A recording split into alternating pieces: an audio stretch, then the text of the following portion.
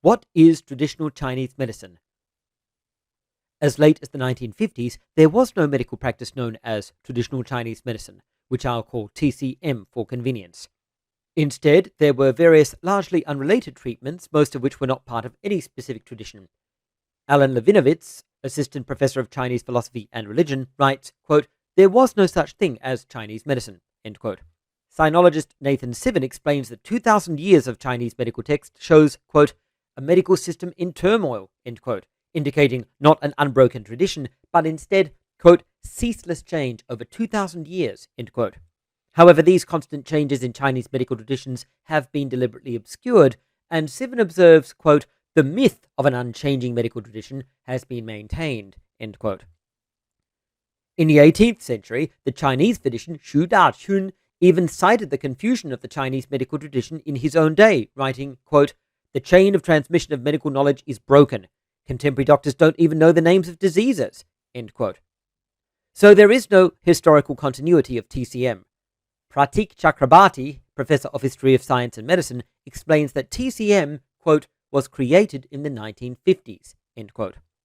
Like Sivan, Chakrabarti notes, quote, "despite this relatively modern creation, practitioners and advocates of TCM often claim its ancient heritage," end quote, a claim he says is false, writing, quote, "the traditional medicines that are prevalent at present are not traditional in the true sense of the term.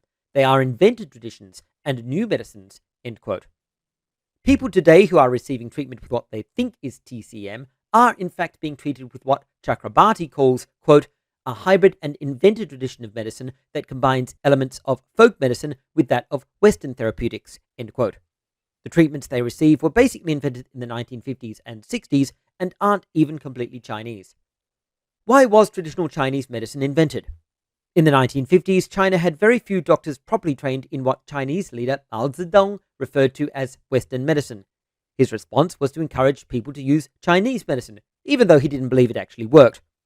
Chakrabarti writes that, as a result, quote, "the Chinese government invested heavily in traditional medicine in an effort to develop affordable medical care and public health facilities," end quote. To create this program, decisions had to be made about its content. Government officials sorted through the mass of conflicting Chinese medical texts and synthesized a basic medical care program which also used Western medicine, creating a new medical system which had not existed previously.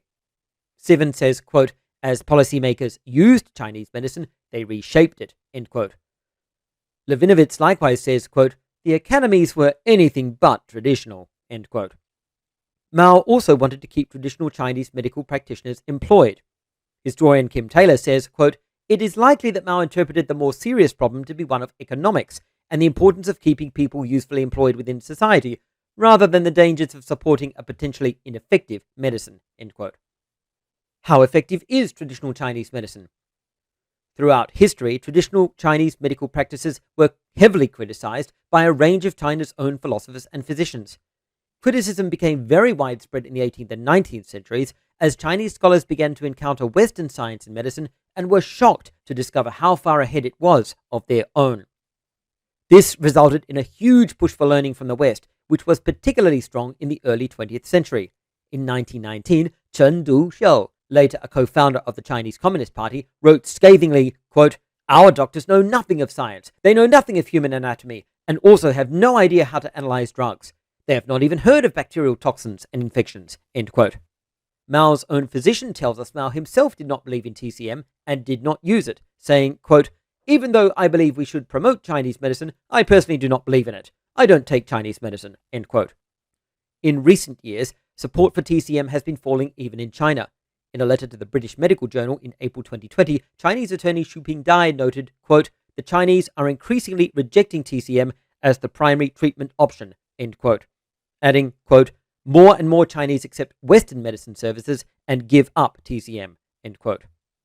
Another serious problem is TCM's insistence on the use of ingredients made from specific animals, which has brought several species to extinction and endangered many more. Harvesting these animal parts causes great suffering and ecological harm. TCM is pseudoscience because it relies on supernatural powers and properties, the existence of which has never been proved.